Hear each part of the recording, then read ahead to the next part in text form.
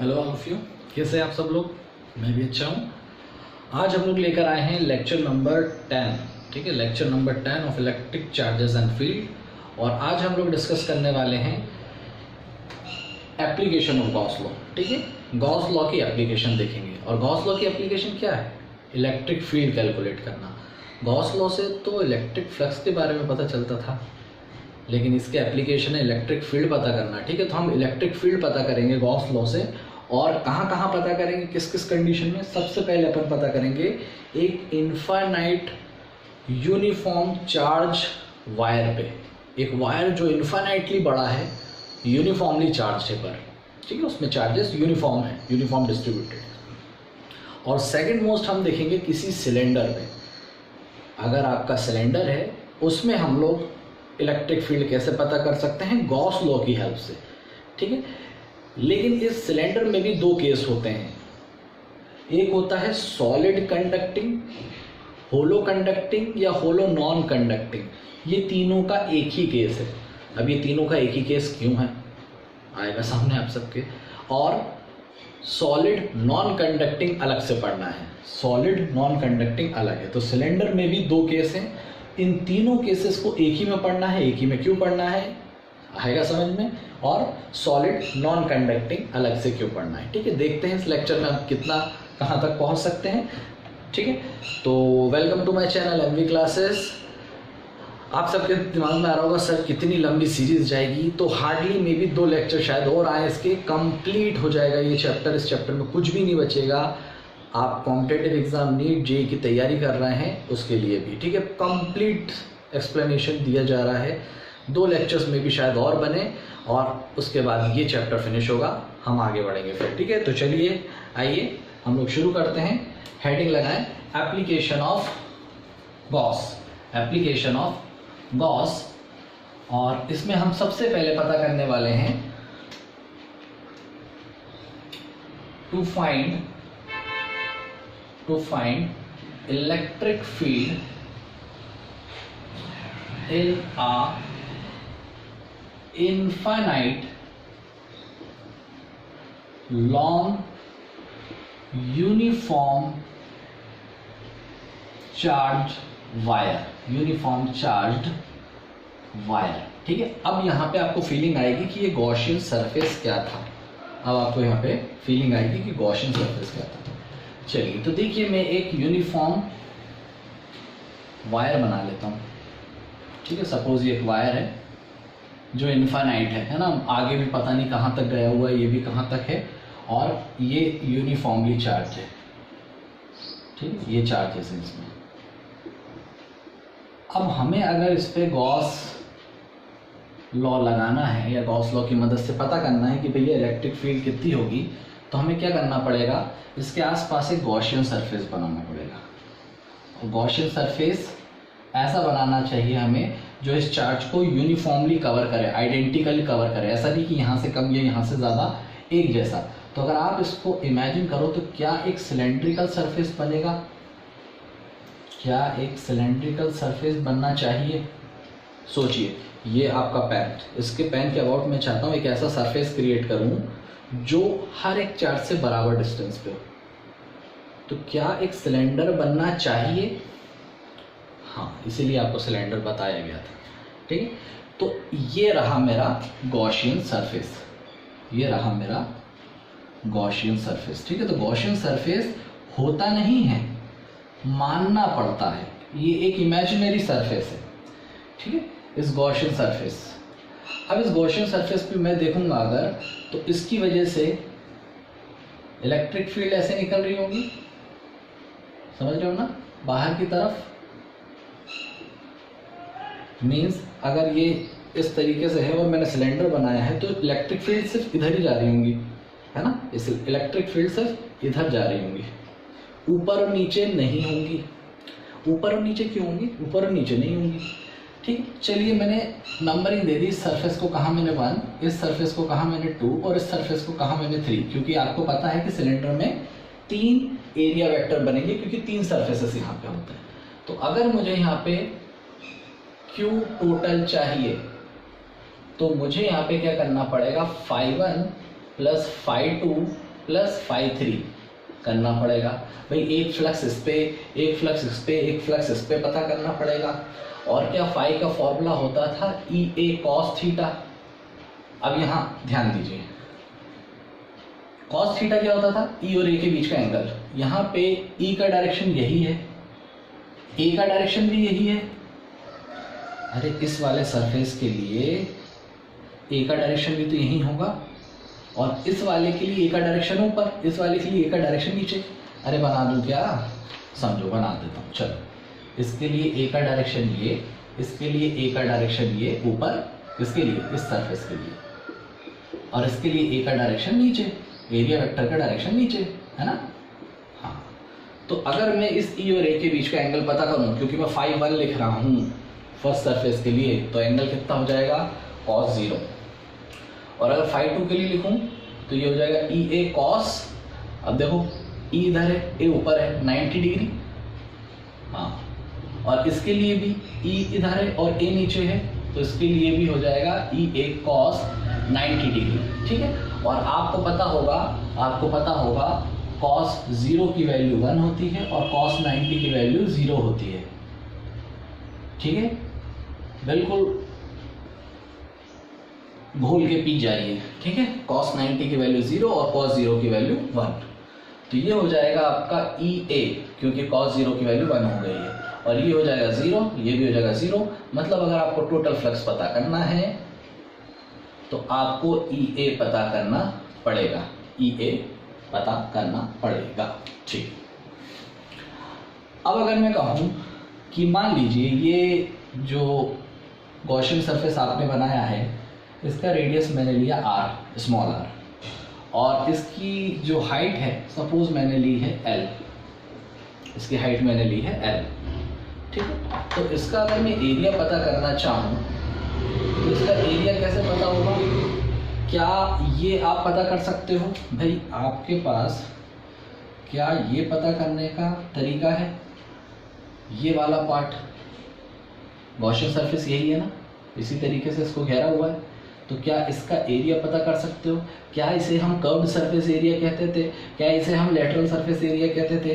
क्या इसका formula 2 pi R H होता था, लेकिन एच की जगह हम एल लिख रहे हैं? हाँ, तो इसका एरिया होगा 2 पाई आर एल। बहुत बढ़िया, ठीक है, 2 पाई आर एल। अब अगर मैं कहूँ कि टोटल फ्लक्स निकालने का, तो गॉस ने एक और तरीका दिया है, ये देखिए गॉस, अभी तक लग रहा है गॉस थ्योरम लगी का रही है, आइए इधर आइए। टोटल फ्लक्स निकालने का गॉस ने एक और तरीका दिया है, 1/ε0 into total charge, into total charge, जो भी टोटल चार्ज इसमें है। अब इसमें टोटल चार्ज कितने हमें पता नहीं है, ये लग रहा है ये डेरिवेशन ऐसे बिना गॉस के भी हो जाएगा, नहीं, बड़ा मुश्किल है। इसमें टोटल चार्ज पता नहीं है हमें, जब चार्ज नहीं पता होगा तो ई की वैल्यू पता लगा पाना इतना आसान नहीं होगा। ठीक है, तो यहाँ पे अगर मैं ई पता करूँ तो यहाँ से ई की वैल्यू क्या आ जाएगी, 1/2 पाई आर एल को नीचे पहुँचा दीजिए, 2 pi R L ε0 into Q. ये है इलेक्ट्रिक फील्ड इस इन्फाइनाइटली लॉन्ग वायर के लिए, 1/2 पाई आर एल ε0 इंटू क्यू। यहाँ पे खास बात ये है कि चार्ज जो भी होगा कांस्टेंट होगा, क्योंकि एक बार चार्ज, क्योंकि इलेक्ट्रोस्टैटिक है, लगातार सप्लाई नहीं कर रहे हैं हम यहाँ पे, इलेक्ट्रोस्टैटिक पढ़ रहे हैं। चैप्टर 1 इलेक्ट्रोस्टैटिक का पार्ट है, लेक्चर नंबर 1 इंट्रोडक्शन पे जाएंगे तो बताया है मैंने वहाँ पे। तो इलेक्ट्रिक चार्जेस यहाँ पे कांस्टेंट हैं, रुके हुए हैं, तो चार्ज कांस्टेंट, ε0 वैसे ही constant, L constant, 2 pi constant. तो यहाँ से आप बोल सकते हैं कि जो इलेक्ट्रिक फील्ड है ये 1/r के इन्वर्सली प्रोपोर्शनल है। किसी भी इन्फाइनाइट लॉन्ग वायर में ये कंडीशन 100% सही है। तो अगर इलेक्ट्रिक फील्ड आप पता करना चाहते हैं तो ये रहा इसका फॉर्मूला और ये रहा इसका कंप्लीट डेरिवेशन। छोटा सा डेरिवेशन था, लेकिन इस बात को आप लोग याद रखेंगे क्योंकि ये अभी बहुत काम में आने वाला है। अभी मैं इसको बार बार यूटिलाइज करके आपको अलग अलग केसेस के बारे में समझाऊंगा। ठीक है, पॉज करें, नोट करें, पॉज करके। ओके, चलिए तो अब हम लोग आते हैं सेकंड कि to find electric field in a cylinder, ठीक है, सिलेंडर पे निकालेंगे इलेक्ट्रिक फील्ड, और वो सिलेंडर हम कैसे लेंगे, कंडक्टिंग लेंगे, होलो ले लेंगे कंडक्टिंग, और होलो ले लेंगे नॉन कंडक्टिंग। सर ये तीनों एक ही में क्यों पढ़ना है, बताते हैं। टू फाइंड इलेक्ट्रिक फील्ड, है ना, गॉस थ्योरम से ही पता करना है, और गॉस से ही होगा, बड़ा मुश्किल है किसी और से होना। टू फाइंड इलेक्ट्रिक फील्ड हो जाएगा किसी और से भी, ठीक है, तरीका है, लेकिन आप अभी गॉस से करेंगे, आपके कोर्स में नहीं है। To find electric field in a conducting solid cylinder hash hollow conducting cylinder slash hollow non conducting cylinder। अब पहले समझिए कि इन तीनों को हम लोग एक ही केस में क्यों पढ़ रहे हैं, सर तीनों को एक ही केस में क्यों पढ़ रहे हैं। देखिए भाई, क्योंकि चार्ज की प्रॉपर्टी है कि इलेक्ट्रोस्टैटिक में, इन इलेक्ट्रोस्टैटिक चार्ज कंडक्टेड या कंडक्ट्स टू द सरफेस। जो भी आपके चार्जेस होते हैं, अगर आप उसको बीच में भी छोड़ेंगे ना, तो वो अपने आप को सरफेस पे ले आते हैं। इलेक्ट्रोस्टैटिक में, इलेक्ट्रोडायनेमिक में नहीं कि जहां आप चार्जेस का फ्लो करवाना है, इलेक्ट्रिसिटी में वहां तो वायर के बीच में भी चार्ज फ्लो होंगे। लेकिन अगर मान लीजिए कि आपका ये एक सॉलिड सिलेंडर है, सॉलिड सिलेंडर है ये, और अगर मैंने यहाँ पे भी चार्ज छोड़ा तो वो चार्ज अपने आप को सरफेस पे ले आएगा, यहाँ से गायब हो जाएगा। क्यों? क्योंकि आप लोग कह रहे हैं कि कंडक्टिंग होना चाहिए, कंडक्टिंग सॉलिड सिलेंडर, ठीक है। चलिए सर, मान लीजिए ये सॉलिड था ले आया, मान लीजिए ये होलो होता तो अंदर से खाली खोखला। अब जब अंदर से खाली खोखला होगा तो अंदर चार्ज कैसे छोड़ोगे, आपको चार्ज को सरफेस पे ही छोड़ना पड़ेंगे। अरे भाई, जब कोई चीज़ होलो होगी तो अंदर चार्ज कैसे दे सकते हो उसे, चार्ज तो सरफेस पे ही दोगे।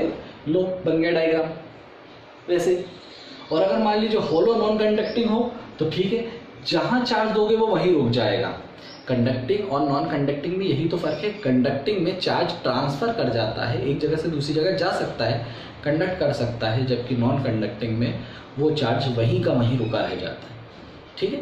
तो चाहे सॉलिड कंडक्टिंग हो, होलो कंडक्टिंग हो या होलो नॉन कंडक्टिंग, आपको चार्जेस सरफेस पे ही मिलेंगे। दैट्स द पॉइंट, आपको चार्ज सरफेस पे ही मिलेंगे, ठीक है। तो अब हम इसकी स्टडी दो तरीके से करेंगे। सबसे पहली study inside the cylinder, inside the cylinder, cylinder के अंदर जाके इसके बारे में पढ़ेंगे और सिलेंडर के बाहर भी पढ़ेंगे।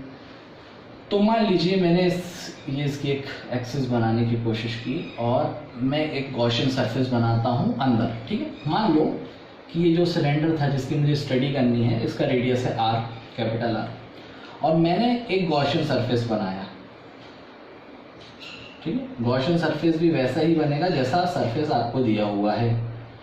देखो, आपका वायर भी सिलेंड्रिकल होता है ना, इसलिए देखो वहाँ पे हमने सिलेंड्रिकल गॉसियन सरफेस बनाया था। अगर ये स्पेरिकल बॉडी होती तो स्पेरिकल बनाया जाता, तो यहाँ भी गॉसियन सरफेस बना दिया गया। अब इस गॉसियन सरफेस का रेडियस मैं स्मॉल r मानता हूँ और इसकी हाइट को मैं l मानता हूँ, ठीक है, बिल्कुल सही। अब चार्जेस हैं तो इलेक्ट्रिक फील्ड ऐसे जाएगी, है ना, इलेक्ट्रिक फील्ड ऐसे जाएगी, सरफेस पे है ना चार्ज।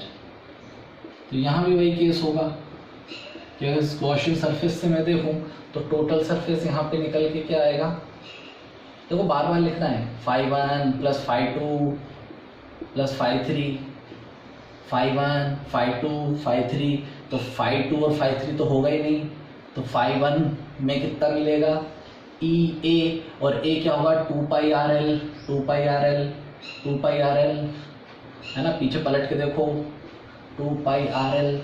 और टोटल फ्लक्स हम कैसे निकाल सकते हैं 1/ε times of total charge inside, yes और नो, बिल्कुल सही सर। अब मुझे बताइए क्या इस सिलेंडर, इस गॉसियन सरफेस के अंदर कोई चार्ज है? चार्ज तो सरफेस पर है बेटा, क्या इस गॉसियन सरफेस के अंदर चार्ज है? गॉस लॉ गॉसियन सरफेस पर लगाया जाता है, और ये जो क्यू इनसाइड होता है ये किसके अंदर के चार्जेस की बात करता है? गॉस लॉ के सरफेस के अंदर, मतलब गॉसियन सरफेस के अंदर। तो क्या गॉसियन सरफेस के अंदर कोई चार्ज है? Zero. Q inside is zero. तो हम क्या लिख सकते हैं 0/ε0 E into 2 pi R L. तो 0/एनीथिंग ज़ीरो, और ये 2 पाई आर एल भी आके इनकी पार्टी को ज्वाइन करेगा, ये हम भी ज़ीरो होंगे। हुर्रे, लो 0/एनीथिंग ज़ीरो। इसका मतलब सुनिए, इसका मतलब इलेक्ट्रिक फील्ड किसी भी होलो सिलेंडर, सॉलिड सिलेंडर, होलो कंडक्टिंग या नॉन कंडक्टिंग, अंदर इलेक्ट्रिक फील्ड ज़ीरो होती है। किसी भी कंडक्टिंग बॉडी के अंदर अगर इलेक्ट्रोस्टैटिक है, तो करंट पास कर रहे हो, नहीं इलेक्ट्रोस्टैटिक है, तो make your self crystal clear.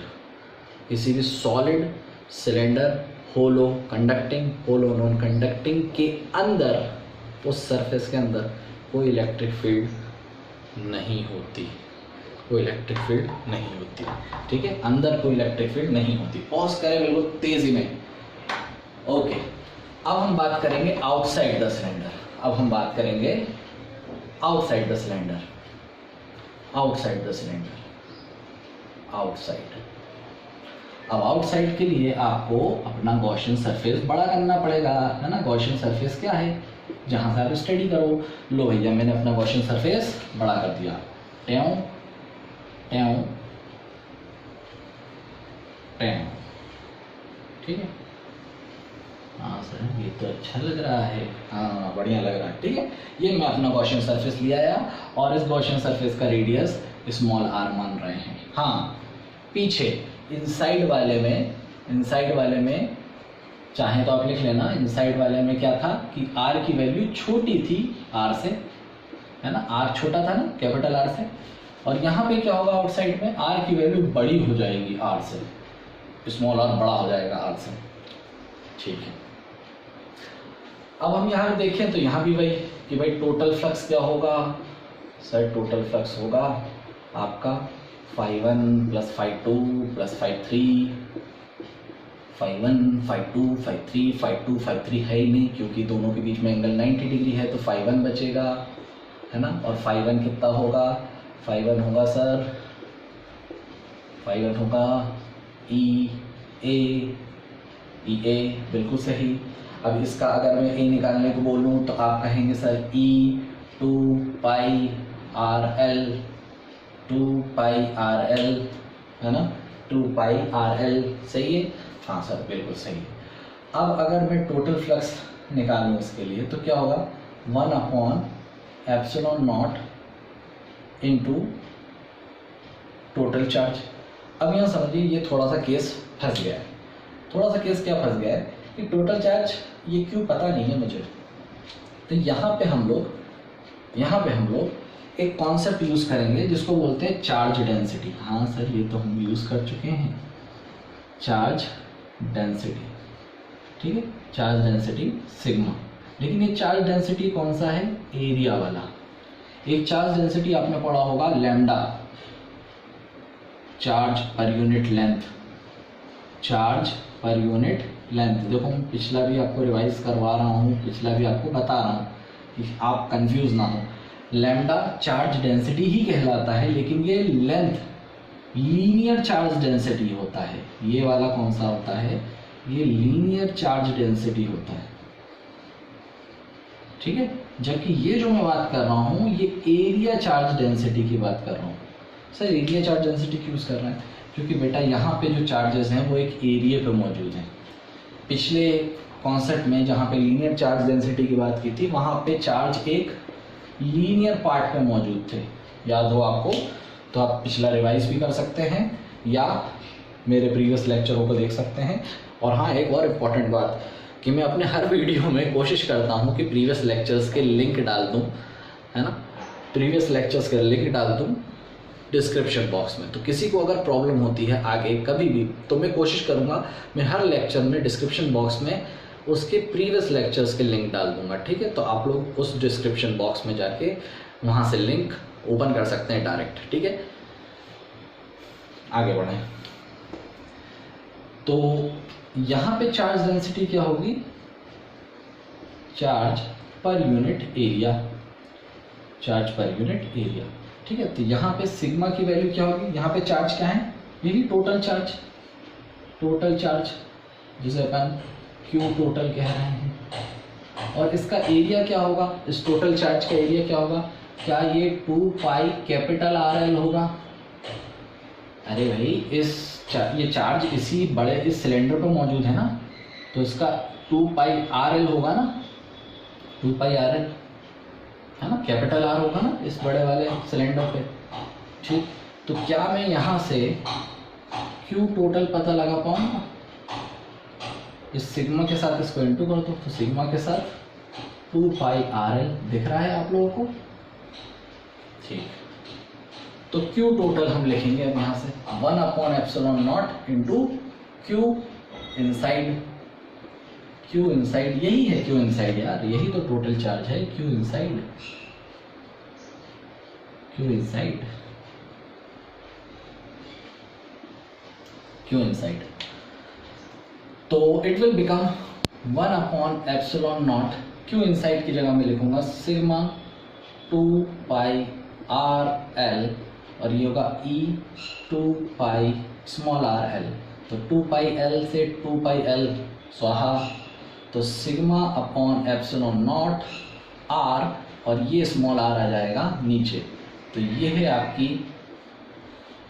Electric field Gauss theorem की मदद से किसी भी सॉलिड कंडक्टिंग, होलो नॉन कंडक्टिंग के बाहर। यहाँ भी देखेंगे E का इस R के साथ रिलेशन इनवर्स ही है, ठीक है। तो ये थोड़ा ध्यान रखें कि किसी भी सॉलिड कंडक्टिंग, होलो कंडक्टिंग या होलो नॉन कंडक्टिंग के लिए सरफेस के अंदर कोई इलेक्ट्रिक फील्ड नहीं होती, 0 0 अंडा, जबकि बाहर होती है सिग्मा R अपॉन ε0 R और E R के इन्वर्सली प्रोपोर्शनल है। दैट्स द इम्पॉर्टेंट पॉइंट, ठीक है। तो अगली क्लास में हम कोशिश करेंगे हम आपको बताएं कि किसी भी नॉन कंडक्टिंग सिलेंडर के लिए किस तरह से इलेक्ट्रिक फील्ड निकाली जाएगी। वहाँ भी हम इनसाइड और आउटसाइड 2 केसेस लेके पढ़ाई करेंगे, ठीक है। तब तक आप लोग पुराना रिवाइज करते रहिए, ठीक है। और जाने से पहले मैं एक और इम्पॉर्टेंट बात आप लोगों से डिस्कस करना चाहूँगा कि मैं कभी अपने लेक्चरों में ना कहूँगा ना कहता हूँ कि आप लोग मेरे वीडियोस को सब्सक्राइब करें, है ना। मैं चाहता हूँ बस आप अपने इस लेक्चर्स को दूसरों तक भी पहुँचाएं। कोशिश करें आप अपने फ्रेंड्स के साथ कंसल्ट करें, आप अपने और भी जो फ्रेंड्स हैं उन लोगों को दिखाएं। मैं कोशिश करूँगा अपना 100% कि आप लोगों को अपने वीडियोस के थ्रू हर एक कॉन्सेप्ट और हर एक टॉपिक आपको प्रोवाइड किया जाए। सब लोगों के पास रिसोर्सेज नहीं होते जो इन चीज़ों को एक्सेस कर पाएँ। आप लोगों के जो भी डाउट्स हों वो आप मुझे कमेंट के थ्रू बता सकते हैं, और अगर मुझे ज़रूरत पड़ी तो मैं स्पेशल लेक्चर उस डाउट को क्लियर करने के लिए ज़रूर बनाऊंगा। तो बस मेरा ये कहना है कि आप सपोर्ट करिए मुझे और वीडियोस को देखें, पसंद करें। अगर कुछ कमी है तो मुझे सजेस्ट करें, ठीक है। धीरे धीरे मैं अच्छा करने की कोशिश करूँगा, ठीक है। तो इसी तरीके से आप लोग मेरी हेल्प कीजिए, मैं कोशिश करूँगा आप लोगों की हेल्प करने की, ठीक है। ओके, चलिए तब तक पढ़ाई करते रहिए। All the very best, thank you.